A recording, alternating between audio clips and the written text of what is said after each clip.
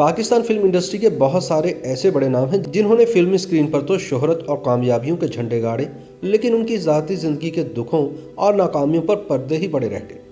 ایک ایسا ہی نام تھا اداکارہ رانی کا۔ وہ ایک نہایت ٹیلنٹڈ اور خوبصورت ایکٹریس تھیں جن کی پرفارمنس باکمال تھی، لیکن ان کی ذاتی زندگی بار بار کی ازدواجی ناکامیوں سے عبارت تھی، جس کا ان کی شخصیت اور سوچ پر گہرا اثر ہوا، لیکن اس بارے بہت کم ہی لوگ جانتے ہیں۔ یہ بھی کم ہی لوگ جانتے ہیں کہ ان کی ایک بیٹی تھی جس کا نام رابعہ ہے۔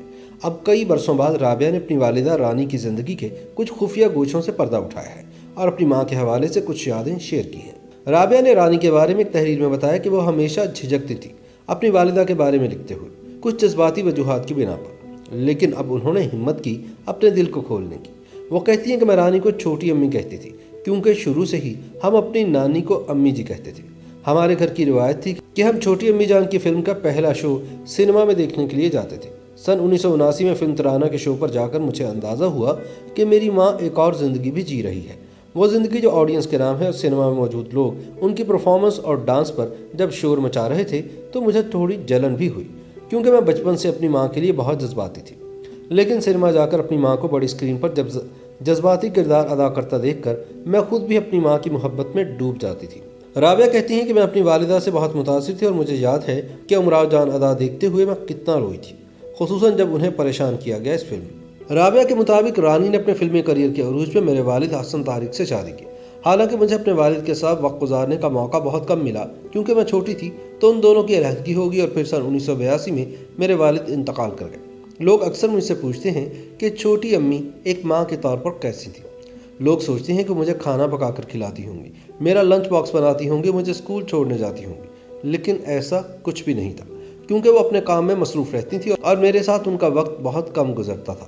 میرا زیادہ وقت اپنی نانی کے ساتھ ہی گزرتا تھا اور چھوٹی امی کے ساتھ تب وقت گزرتا جب وہ ہمیں اپنے ساتھ سفر پر لے جاتی تھی۔ بچپن میں مجھے یاد ہے کہ امی مجھے خاص موقع پر ہی زیادہ ملتی تھی، جیسے عید، سالگرہ یا چھٹیاں۔ جب میں اسکول جاتی تھی تو وہ بہت رات کو کام سے واپس آتی تھی اور صبح جب میں اسکول جاتی تو وہ اکثر سو رہی ہوتی تھی، لیکن چھٹی والے دن ہم سب خوب ہنستے اور کھیلتے تھے۔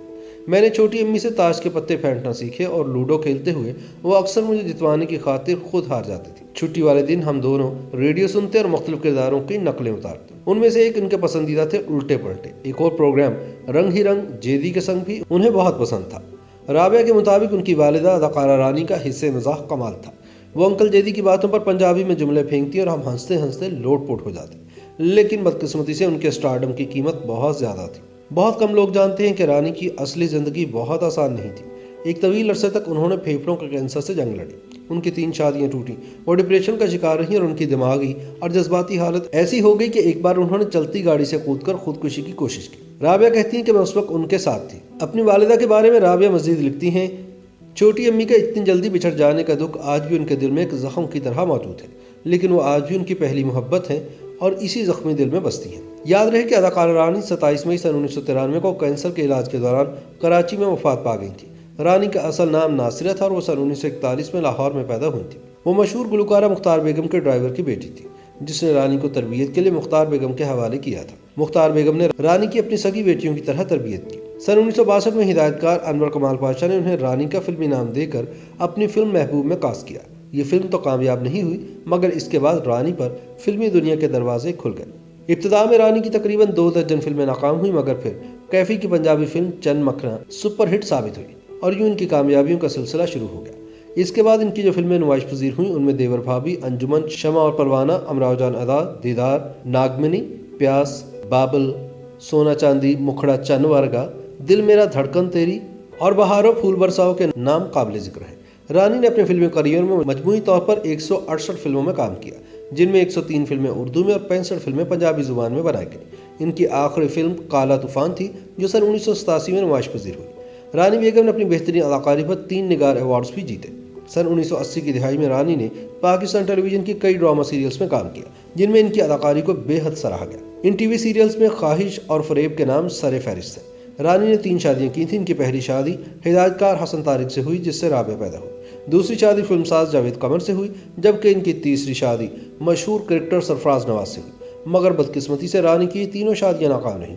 رانی لاہور میں مسلم ٹاؤن کے قبرستان میں آسودہ خاک ہیں۔